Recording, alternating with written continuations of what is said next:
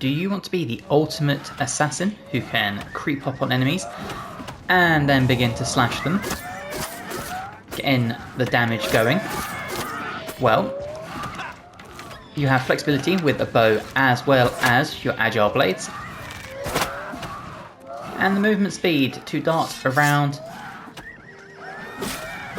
and slash your foes, dealing damage. So let's go over it. Okay, when it comes to your race, there are a few more optimal sort of races to go for an assassin. However, I am a big proponent of picking whatever you want. You've got to play as this character for 50 to 100 hours, so choose something you want to be. You want to be an orc? Go for it. You want to be a Breton? Go for it. That being said, if you do want the more min-max option to be as powerful as possible, then here are your options I would suggest. And we start with the Dark Elf. Now Dark Elf is really good because they have a good integration of sword, bow and destruction magic, also resistant to fire and can summon an ancestral ghost. If we look at this in more detail, they have good strength, good agility, which helps with their sort of quicker blades. Now if we switch between the Vardenfell and the mainland, you will see there is no big change to either of those. So they've got good speed, good agility, which will affect your daggers and short swords, and then strength if you do want to use a long sword for some reason, but I would suggest using your quicker blades. And then when it comes to your skills, again, they're really good. Plus 15 to blade. They've got a plus 15 to destruction, so if you want to throw around some frost or some fire, you could. Plus 10 to light armor, plus 10 to marksman. So they can really integrate between the whole using blades and then using a bow type thing. The downside to the Dark Elf is their sneak and security isn't the best. Now if we move to one of the next options, and that is the Khajiit. Khajiit are amazing. If we come to the top, you will see good agility, good speed, good strength, good intelligence, good personality. Now the difference between the Anquinia and the Palatine, if we come to them, less strength with the Palatine, whereas with the Anquinia, they will have less endurance. Me personally, endurance is really important for any class, so if you are going to go for this one, I would go with the Paladin. Good agility, based at 15, making them really good with the quick blades. And if we check out the skills, plus 10 to athletics, plus 10 to blades, plus 15 to hand. No magic, unfortunately, but plus 15 to acrobatics, plus 10 to light armor, plus 10 to sneak, and plus 10 to security. So when it comes to an assassin, the Khajiit is probably up there with being my favourite. The other option I would suggest looking into would be the Wood Elf. Now the Wood Elf, mainly designed around being an archer, and if we check out the stats between the Grantwood and the Reaper's March, you'll see good agility, good speed. If we go to the Grantwood, same thing, good agility, good speed, but the Grantwood has 40 endurance compared to the Reaper's March. So if you did want to go for the Grantwood, I would suggest taking if you did want to go for Wood Elf, I would suggest a Grantwood origin, just to get that extra 10 to endurance, which will help your health pool. Now when it comes to the actual skills, you'll see, when it comes to bladed stuff, there isn't much. However, plus 15 to alchemy, which is one of the skills we'll be taking. Plus 10 to acrobatics, plus 10 to light armor, plus 15 to marksman, plus 15 to sneak. So not only do they make good stealth archers, they could really make good hand-to-hand, sort of like sneaky assassins, and you just have to bump up the other stats. Okay, when it comes to your birth sign, the two I would suggest here would be the Thief. Fortify Agility, this is going to help with your small bladed damage, and Fortify Luck. Luck because it is a really hard skill to level. For every level up you get 12 points. Taking your luck up by 1, you need to use 4 of those points. So an instant plus 10 is a great start. And speed, obviously, speed allows you to get around the battlefield quicker, and what says assassin like darting in and out. The other option, if you don't want to take the stat increase, would be the Shadow.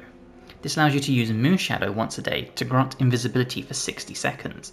This can be really good for either getting out of danger or sneaking into danger, so you can land those critical backstabs, the fun things like that. So those would be my two suggestions. If you take something like the Wood Elf or the Dark Elf, you might want to take this one to just boost your agility so you deal some melee damage quicker. If you take something such as the Khajiit, you might want to take Moon Shadow so you can use invisibility. But as you go through the game, you can pick up spells that will do this, so not really that important in my personal opinion.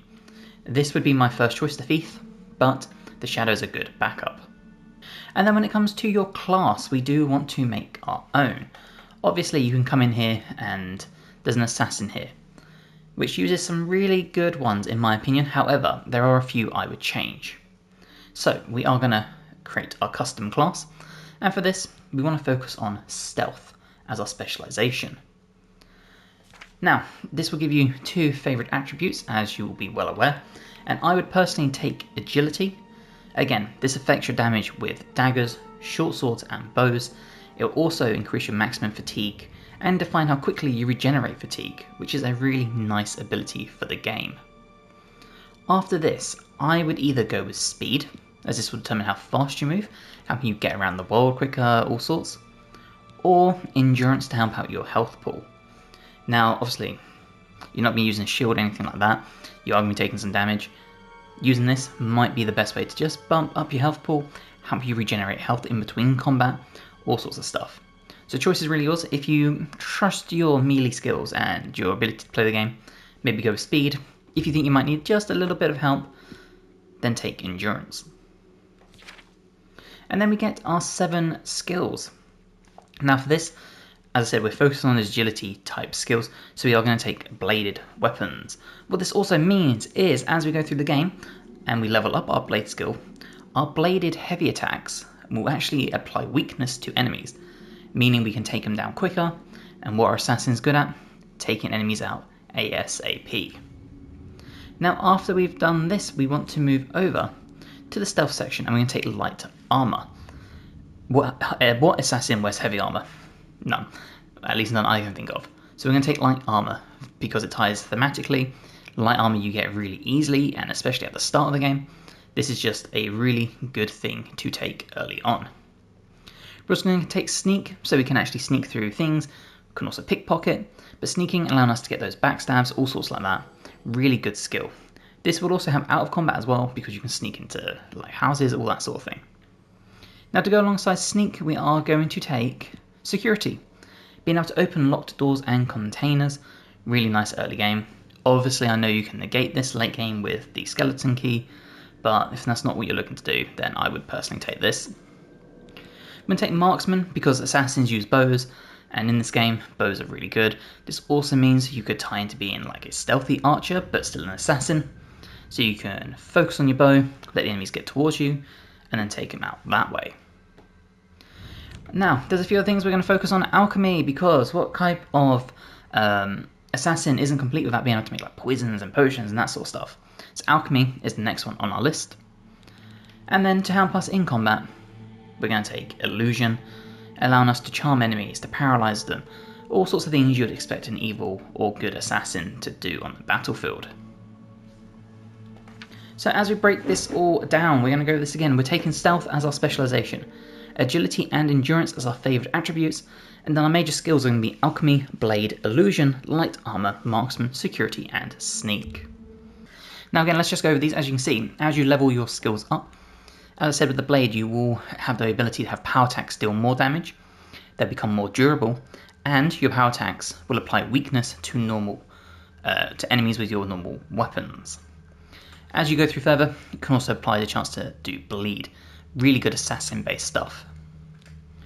With alchemy, as you go through it, you'll be able to potentially craft additional potions. You can recognise the ingredient properties, all sorts of fun things like that. Illusion will allow you to obviously upcast your illusion spells, and these can be very helpful. Really good for like silencing enemies, commanding them, paralysing them. Really good things that can help you assassinate the battlefield. Light armor means your armor will degrade slower as you go through it. It will no longer encumber you. It will increase your protection.